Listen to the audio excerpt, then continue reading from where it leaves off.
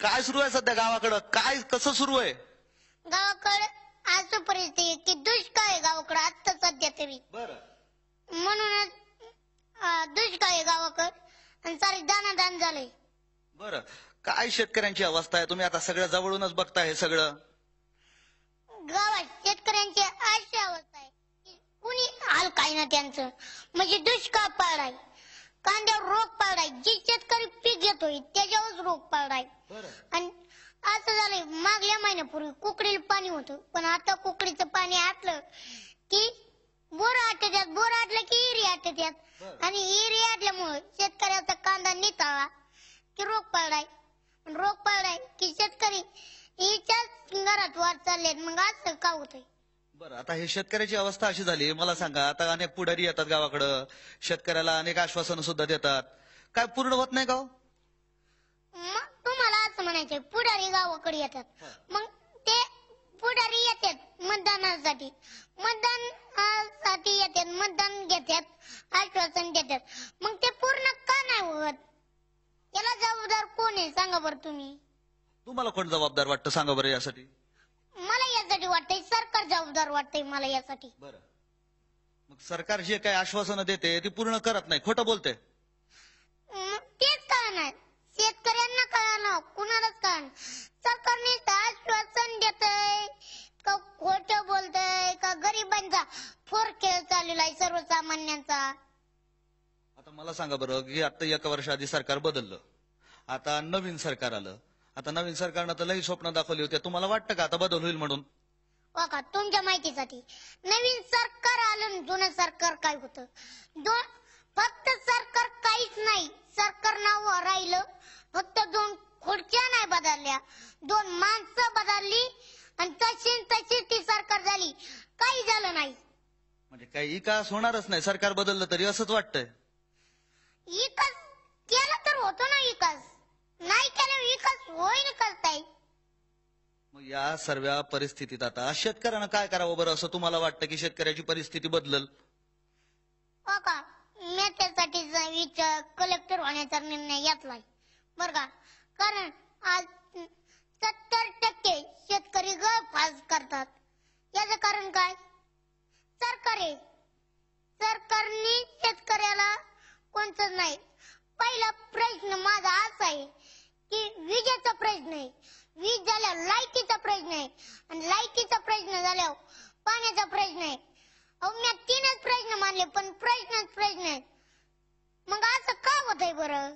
आता तुम्ही गावाची निवडणूक होती त्यावेळेस प्रचार बी केला, तुमच्या प्रचारातले महत्वाचे मुद्दे काय होते सांगा बरं मला, की कशामुळे लोकांनी या माणसाला निवडून द्यावं? गावात प्रचार मीच होतो, पण माझी इच्छा होती असं झाल्यावर त्यांनी असं करावं, म्हणून मी असं करीत होतो. म्हणजे काय तुम्हाला अपेक्षित होतं त्यांच्याकडनं, तसं म्हणायचं होतं विकासासाठी काय त्यांच्या करावं असं तुम्हाला वाटत होतं? आम्हाला असं वाटत होतं आमच्या विकासासाठी प्रत्येक गावात शेतकरी सर्वसामान्याला 100% हे अनुदान दिलं जातं. अनुदान दिलं जातं, पण मी काय म्हणतोय, शेतकऱ्याला 75% द्या आणि 75% सरकारला लावून द्या, पण ते आमच्या पुतवर सर्वसामान्य पुतवर पोहोचत नाही ना. बरं, म्हणजे जेवढे सरकार मदत जाहीर करते शेतकऱ्यांसाठी ती पोचतच नाही. ऐका मामा, मला असं म्हणायचंय का ते 75% शेतकरी आज गळफास घेतोय, त्याचं कारण काय आहे? गळफास बघा, सावकाराचं कर्ज, इकडं बँकेचं कर्ज, जे गरिबांचं आहे त्यांच्यावर कर्ज, कर्ज झालं की लोन झालं की मुलाच्या शाळेचं शिक्षण, मग तेव्हाच फाशी घेतोय ना मधला माणूस. आणि मधला माणूस फाशी घेतलं की ऐका, एका शेतकऱ्यांनी आत्महत्या केली की अख्खं गाव रोडवर येतंय. त्याचं कारण काय?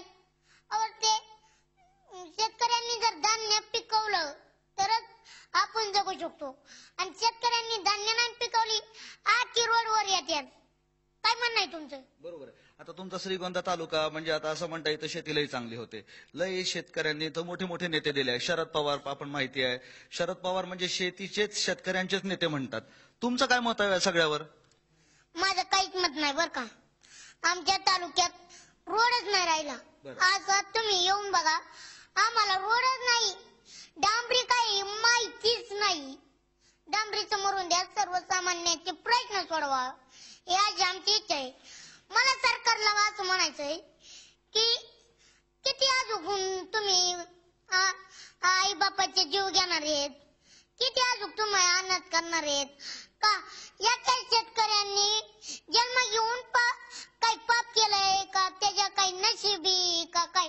त्यांनी पुन्हा एवढं कसं पाप केलं तर शेतकऱ्याला एवढी कमी आहे? शेतकऱ्याला आजकाल डिमांडच नाही. ती डिमांड आणण्याचा आम्ही प्रयत्न करतोय. मग ही डिमांड आणणार तरी कसं बरं? तुम्ही स्वतः राजकारणात येणार का?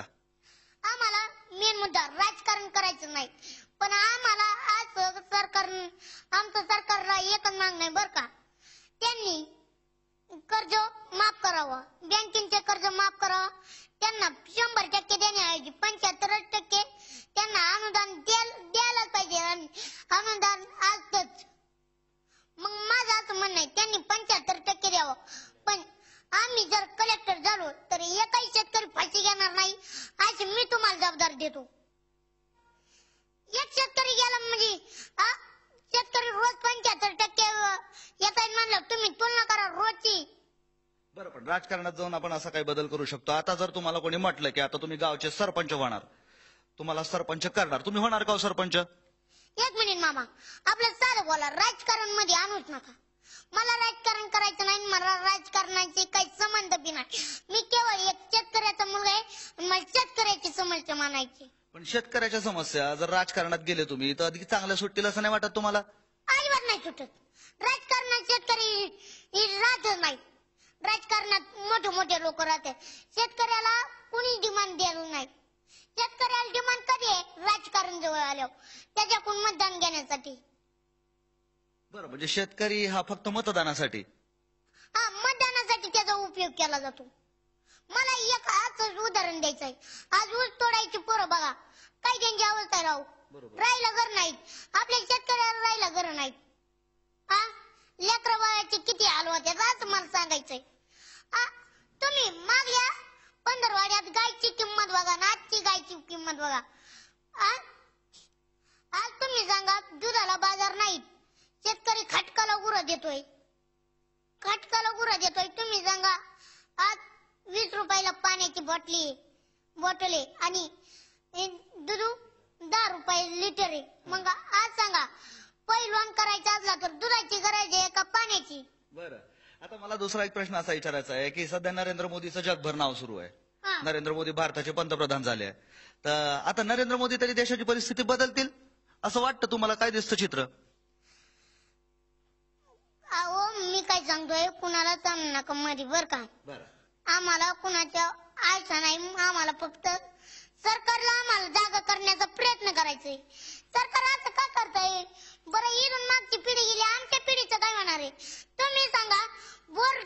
बोर पुढच्या आठवड्यात आत्या, मग पिकाचं जाऊन द्या, गुरांचं जाऊन द्या, प्यायला पण नाही राहिलं, मग त्या जनावरांचं कसं व्हायचं? मग या सर्व परिस्थितीत आता सरकारला जागा करायचंय, सरकार झोपलंय असं तुमचं म्हणणं आहे. मग या सरकारला जागा तरी कसं करावं बरं? आमच्या बर का, सरकारने आम्हाला पाण्याचं नीट दिलं पाहिजे, पाणी दिलं पाहिजे, वीज दिली पाहिजे. वीज तर रोज दिलं पाहिजे. अहो, वीज मस्त आहे, पण आज वीज गेली तर डायरेक्ट महिन्याने इजाला भेटायचं मला, हे काय पद्धत आहे वय? आणि पाणी आज भरलं तर पुढच्या आठवड्याला टाट्या मस्त बांधल्यात, पण आज पाणी भरलं तर पुढच्या आठवड्यात पाणी यायचं म्हणलं कसं व्हायचं? मग गावाकडे कसं चालतं सगळं? पाणी येणं, लोक कसं करतात? वीज नाही, पाणी नाही, अभ्यास कसं करायचं, शेतीला पाणी कसं द्यायचं? काय चित्र बघता तुम्ही? बरं तुम्ही सांगा. मी मान्य करतो आमचं बुकड गाव आहे, पण बुकड गावात माणसं राहतात का नाही? बरोबर. सरकार किती आमच्या आई बापाचं मरण घेणार आहे, अजून किती मरणार आहेत आणि किती मारणार आहे, किती मेल्यावर शांत होईल असं सांगा ना तुम्ही राव. आता कालचं उदाहरण, 2 आठवड्यापूर्वी 90 रुपये बाजार होता कांद्याला आणि आज शेतकऱ्याचा कांदा आणायचा 10 रुपये बाजार. का बरं? शेतकऱ्यांनी कोणतं एवढं पाप केलं? आता तुम्ही म्हणता तुम्हाला राजकारणात जायचं नाहीये, मग या सर्व परिस्थितीत आता तुम्हाला हे चित्र बदलायचंय. कसं बदलाल तुम्ही? बघा, पहिला मुद्दा आम्ही कलेक्टर होणार आणि 1% कलेक्टर होणारच.